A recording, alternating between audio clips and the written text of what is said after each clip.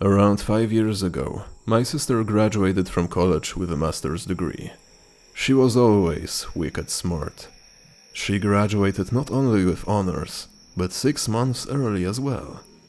Instead of graduating in the beginning of summer, she graduated in the middle of winter. I promised her we'd do something fun when she graduated, and I wasn't one to let the snow stop me. She deserved it. Originally, I had planned to take her to Cancun. She had been talking about wanting to go there since we were teenagers. It was going to be a surprise. Well, I wasn't about to take her to Cancun in the middle of winter. It just didn't seem logical, even though the weather there is slightly warmer. I still wanted to take her on a vacation though, one she'd always remember. Taking the weather and everything else into account, I opted to go for a cabin. A nice one, not a one of those authentic cabins. It was basically a beach house, cosplaying as a cabin. It sat in the middle of a dense forest. It was 3 stories, 4 bedrooms, 3 bathrooms, a hot tub, 5 flat-screen TVs, heating, AC, a full modernized kitchen, and other miscellaneous luxuries. It was about the same price as Cancun would have been, and we'd be staying an extra 2 days at the cabin than we would have at the hotel in Cancun. When I showed her the cabin and our reservation receipt, my sister was beside herself. Her eyes beamed with excitement.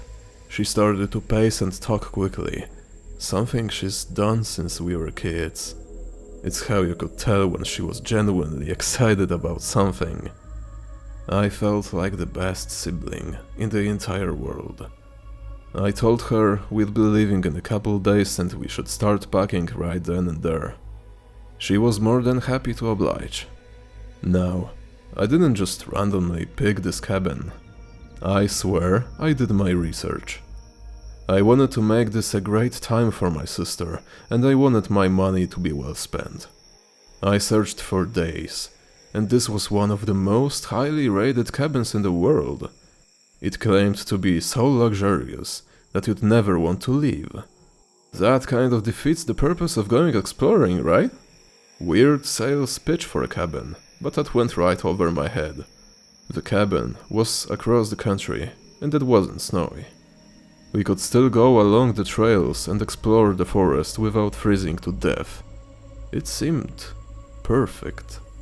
The reviews were surprisingly all really well written and said great things. I thought I saw the same comment twice here and there, but thought nothing of it. I think I was about just as excited as she was. 2 days of packing and making more plans than we'd probably have time for, we finally set out for the trip.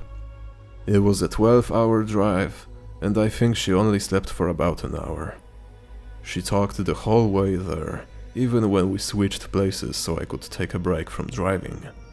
We got there around 10 hours after we'd left our house.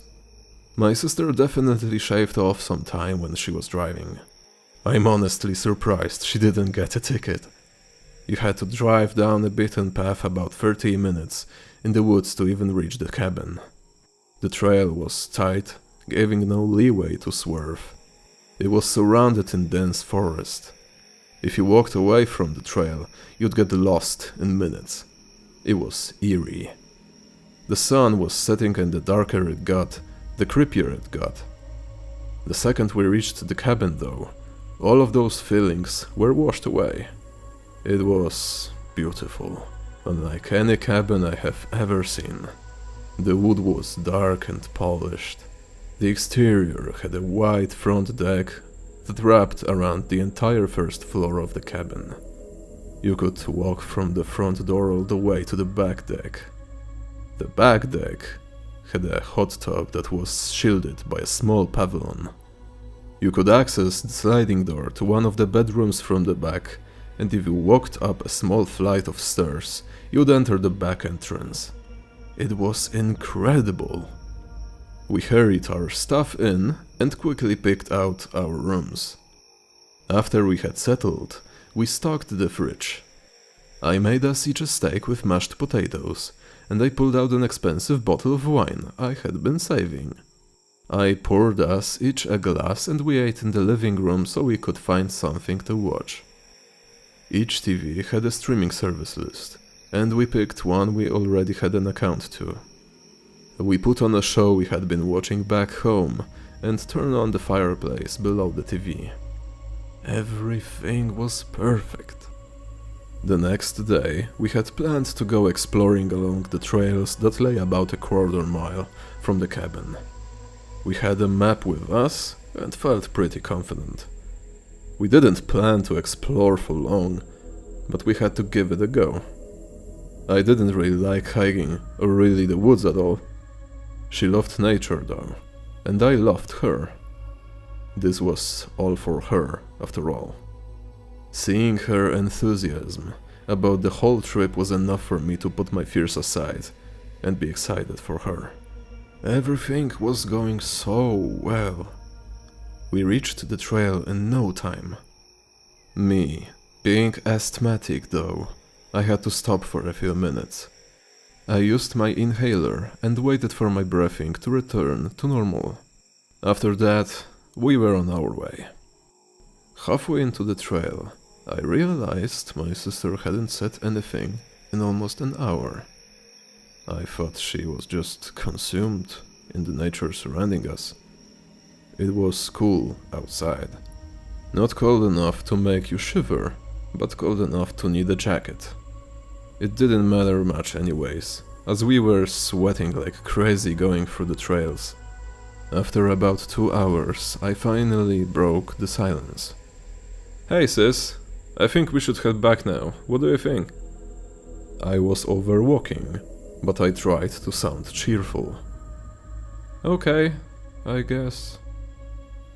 Her voice sounded happy, but I could tell she was shielding disappointment. On our way back, she started to talk very quietly.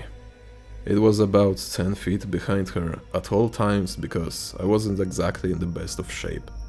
She was trucking along while I was struggling. I didn't complain though, she seemed to be enjoying herself, even with all the silence. I sprinted for a second to catch up with her. She was still talking, but once I caught up to her, I realized it was more of a mumble. She was mumbling so fast I couldn't make anything out.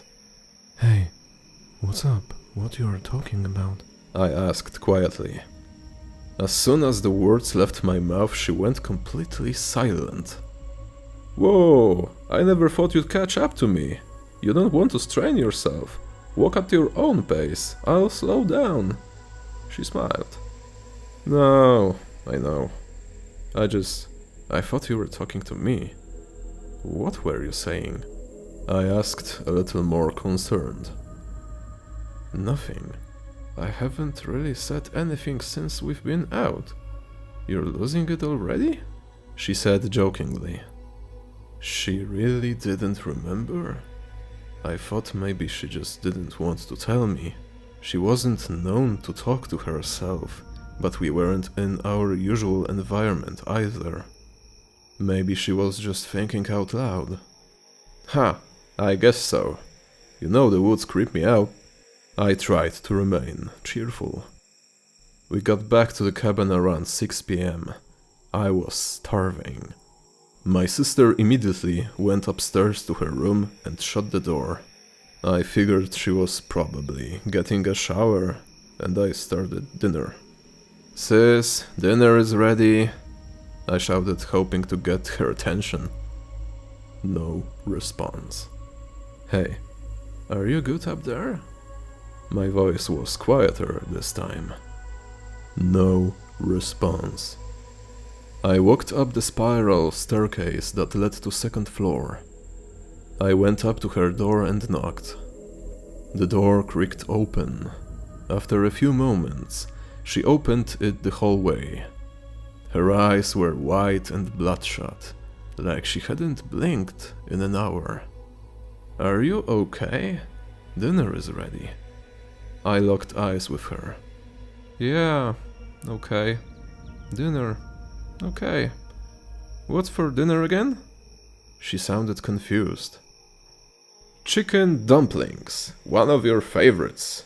I smiled, but I was worried. Okay, I'll be down. She sounded monotone now.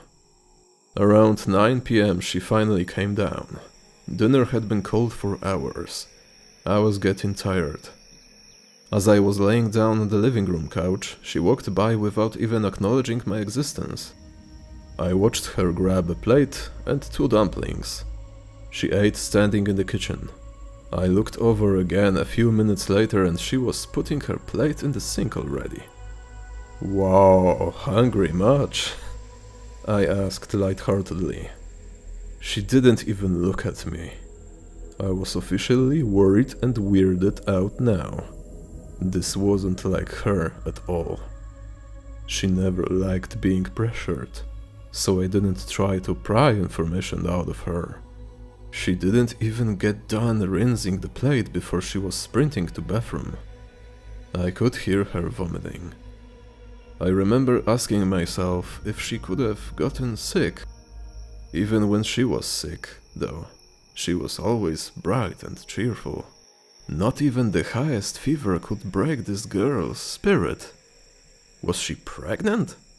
That would explain her sudden mood change and the vomiting. If she was pregnant, she wasn't ready to tell anyone. I wasn't about to ask either. After she didn't come out of the bathroom, I went to see if she needed help. Before I could even reach the bathroom door, she swung it open. Her eyes even worse than before. Thank you for dinner. What a wonderful trip this is. You are an incredible big brother. She smiled so wide, I could see every single one of her teeth. You are welcome, I replied. I was trying to remain calm, but I could feel myself shaking. She bolted past me back up to her room. Now, by this point I knew something was seriously wrong. It wasn't even about the vomiting, the weird and fast mumbling, or the odd behavior. She called me an incredible, big brother. I was 2 years younger than her and the girl. I went to call my mother and realized I had no service, only Wi-Fi. I decided to try and download a free texting app that didn't require data, but my phone calls and texts still wouldn't go through. Around 11 p.m. I went upstairs to go to my room. I could hear a faint scratching sound coming from my sister's room. I quietly made my way over and pressed my ear against the door. My sister was talking fast and almost manic-like. What a wonderful beach. I love the beach. I love the beach. I love the beach. What a wonderful trip. I am happy Dad come. I love Dad. Thank you for coming, Dad. What a wonderful trip. Her voice sounded monotone despite the speed. She was talking about our father. To our father? I couldn't tell, but our father had died years ago. Panicked, I grabbed the doorknob to open the door. It was locked. As soon as I tried to open it though, the scratching stopped. I heard shuffling and then the click of the door unlocking. This time, she didn't peek first. She whipped it open. The white part of her eyes were now completely bloodshot. I stared at her and watched a tear of blood roll down her face. She was smiling. Hey, we are going home tomorrow. You are not well. I tried to sound reassuring. She cocked her head to side. Okay, she replied, still smiling. I stepped out of the doorway and ran to my room. I quickly gathered all of my things together. I wanted to leave right then, but there's no way I could drive us out of here at night. The vehicle trail was too narrow. All it would take is one wrong swerve, and we'd either go over a cliff or into a tree. I stayed up until I couldn't anymore. Ever since I left my sister's room, it had been silent. I figured she finally went to bed. I tried to stay awake all night, but I finally succumbed to the exhaustion. I only slept for a few hours before I was awoken by a loud bang. It was roughly 8 in the morning. After I was fully awake, I heard another loud bang. It was coming from my sister's room.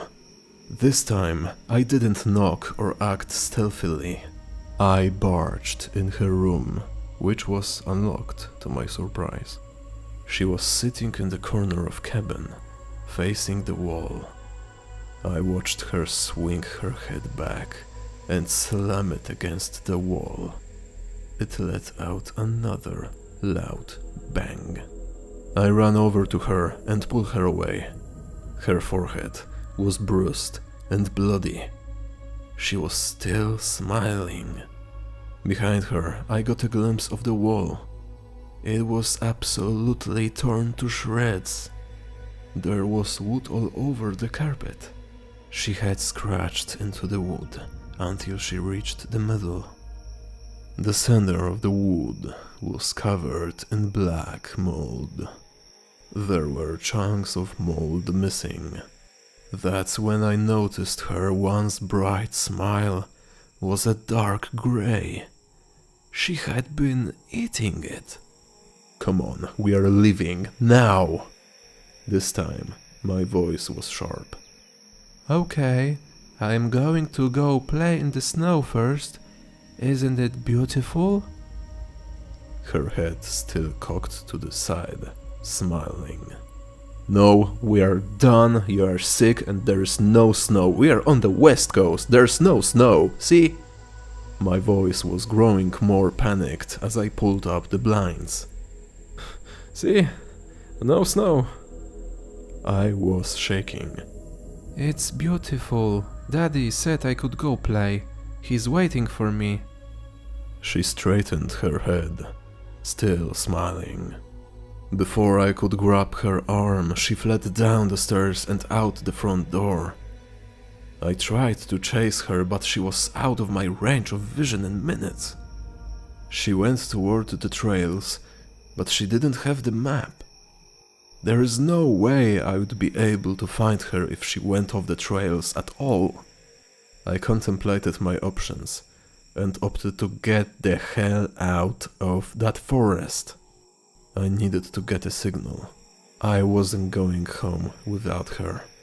I made it to the main road in about a half hour. As soon as I was out of the forest, my phone lit up like a Christmas tree.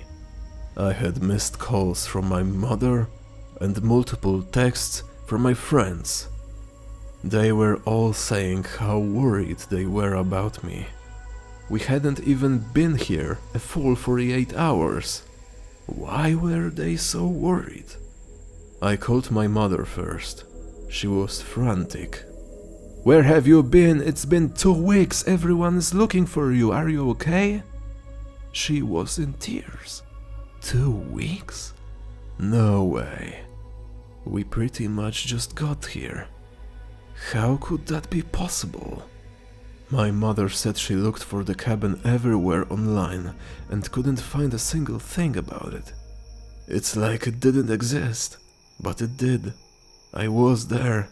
We were there. I told my mother about my sister and she started crying even harder. I couldn't make out a thing she was saying other than that she was coming to pick me up. I googled the nearest police station and told her I would be there. When I got to the police station, I was swarmed by police. They started examining me and asking a million questions at once. I remember being scared and them taking me to a hospital. No one was listening about my sister. I was screaming she was lost, but not a single person paid any attention to what I was saying. The next thing I remember was my mother holding my hand while I lay in a hospital bed. The doctor said you are going to be okay. They pumped your stomach and they've been monitoring your vitals around the clock. They say you are extremely lucky to be alive. My mother's voice was gentle. I started to cry. I didn't understand. I pleaded with my mother to let me talk to the police. We had to find my sister. My mother sighed. The doctor said your hallucinations should start going away soon. She said, still very gentle. What hallucinations? What are you talking about? We need to find her. She ran off into the woods. She's lost and sick. We need... My mother cut me off. Honey, your sister has been dead for over a year now. She's not lost. I'm sorry, honey. I really am. I know it feels fresh, but once you regain your memory, I promise it won't hurt as bad as it does right now. Her gentle voice was calming, but her words were terrifying. I closed my eyes and started to sob. I couldn't understand what was happening. The only thing the doctor isn't sure of is how you managed to consume so much black mold without dying.